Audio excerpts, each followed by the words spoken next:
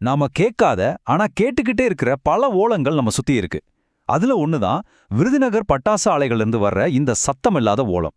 வாங்க, இந்த கேட்காத ஓலங்களுடைய பின்னாடி இருக்கிற வழிகளையும் உண்மைகளையும் பத்தி பார்க்கலாம். 23. இந்த நம்பரை கேட்டதும் உங்களுக்கு என்ன தோணுது? இது வெறும் ஒரு கணக்கு இல்ல. கட்டனார்பட்டியில நடந்த ஒரே ஒரு விபத்துல நம்ம கண்ணு முன்னாடியே பறிபோன 23 உயிர்கள். அந்த 23 பேர்ல 16 பெண்கள். யோசிச்சு பாருங்க, தன்னோட குடும்பத்துக்காகவும் குழந்தைங்களோட படிப்புக்காகவும் உழைக்க போனவங்க. ஆனா கடைசியில வெறும் சாம்பலா தான் திரும்பி வந்திருக்காங்க. சரி, அந்த 23 உயிர்களையும் காவு வாங்கின அந்த கொடூரமான நாள் ஏப்ரல் 19. விருதுநகர் பக்கத்துல இருக்கிற கட்டனார்பட்டி கிராமத்துக்கு அன்னைக்கு விடிஞ்சது ஒரு கருப்பு நாளாவே விடிஞ்சிருக்கு. அன்னைக்கு மதியம் ஒரு 3 மணி இருக்கும். வனாஜா ஃபயர் ஒர்க்ஸுங்கிற ஒரு பட்டாசு ஆலையில கிட்டத்தட்ட 50 தொழிலாளர்கள் வேலை செஞ்சிட்டு இருந்தாங்க. அப்போ திடீர்னு காதையே கிழிக்கிற மாதிரி ஒரு பயங்கரமான வெடிச்சத்தம். கண்ணை மூடி திறக்கிறதுக்குள்ள அந்த மொத்த ஆலயமே தீப்பிழம்பா மாறிடுச்சு.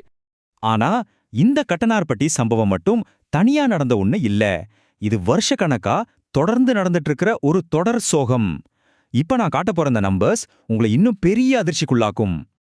இங்க பாருங்க, 2022ல 18 பேர், அடுத்த வருஷம் 2023ல 39 பேர், இப்போ 2024ல மட்டும் இதுவரைக்கும் 43 பேர்.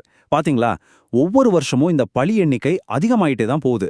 இதெல்லாம் விபத்துன்னு சொல்லலாமா, இல்ல இது அப்பட்டமான அலட்சியத்தால் நடக்கிற தொடர் படுகொலைகளா? மொத்தமா 2022ல இருந்து மட்டும் 134 உயிர்கள் போயிருக்கு. 134 குடும்பங்களோட கனவுகள், சந்தோஷம் எல்லாமே இந்த பட்டாசு புகையா போயிருச்சு. இது எவ்வளோ பெரிய வலி, கொஞ்சம் யோசிச்சு பாருங்க. ஏன் இதுக்கு ஒரு முடிவே இல்லையா? ஏன் இது திரும்ப திரும்ப நடந்துட்டே இருக்கு? இந்த விபத்துகளுக்கு பின்னாடி இருக்கிற உண்மையான காரணம் என்ன? வாங்க கொஞ்சம் ஆழமா பார்க்கலாம். பாருங்க, இந்த விபத்துகளுக்கு சில முக்கிய காரணங்கள் இருக்கு. முதல்ல, சட்டவிரோதமா வேலையை உள்குத்தகைக்கு விடுறது. அப்புறம், எந்த விதமான பயிற்சியும் இல்லாத தொழிலாளர்களை வெடிமருந்த கையாள சொல்றது. மூணாவதா, வேகமா செஞ்சா அதிக காசுன்னு சொல்ற அந்த பீஸ் ரேட் சிஸ்டம். இதனால அவங்க பாதுகாப்பை விட வேகத்துக்கு முக்கியத்துவம் கொடுக்கறாங்க. கடைசியா, ஒரு ரூம்ல 10 பேர் தான் இருக்கணும்னா அங்க 30 பேரை வச்சு வேலை வாங்குறது. இந்த மாதிரி எல்லா பாதுகாப்பு விதிகளையும் காத்துல பறக்க விட்டுருக்காங்க. சரி, இதையெல்லாம் கண்காணிக்க வேண்டிய அரசு விதிகள் என்ன சொல்லுது? ஆனா உண்மையில என்ன நடக்குதுன்னு பாருங்க.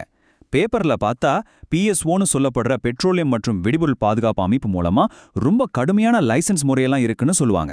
ஆனா ரியாலிட்டி என்ன தெரியுமா? விருதுநகர் பகுதியில் இருக்கிற 1000க்கும் மேற்பட்ட பட்டாசு ஆலைகளை கண்காணிக்க இருக்கிறது வெறும் 5 அதிகாரிகள் தான். நீங்களே சொல்லுங்க, இது எப்படி சாத்தியம்? இந்த நிலைமை எவ்வளவு மோசம்னா, மதுரை உயர்நீதிமன்றமே இதை பத்தி ரொம்ப கடுமையா சொல்லியிருக்கு.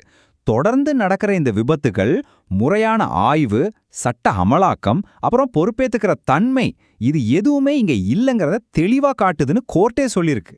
இதுக்கு மேல இதுக்கு என்னங்க ஆதாரம் வேணும்? சரி, இவ்ளோ பிரச்சனைகள் இருக்கு, இதுக்கு ஒரு தீர்வு இல்லையா? இந்த இருட்டுக்கு ஒரு விடியல் வராதா? என்னெல்லாம் பண்ணலான்னு பாப்போம். நிபுணர் குழுக்கள் சில முக்கியமான தீர்வுகளை சொல்லியிருக்காங்க.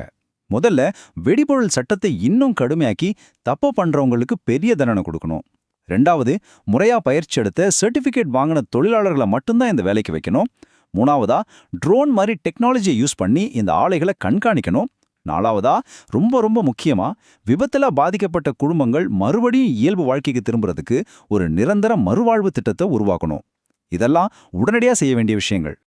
எல்லாத்தையும் பேசிட்டோம். ஆனா கடைசியா நம்ம மனசுல நிக்கிற ஒரே ஒரு கேள்வி இதுதான். ஒரு ஏழை தொழிலாளியோட உயிருக்கு எப்போதான் உண்மையான மதிப்பு கிடைக்கப் போகுது? இந்த கேள்விக்கான பதில நாம எல்லாரும் சேர்ந்து தேடியாகணும்.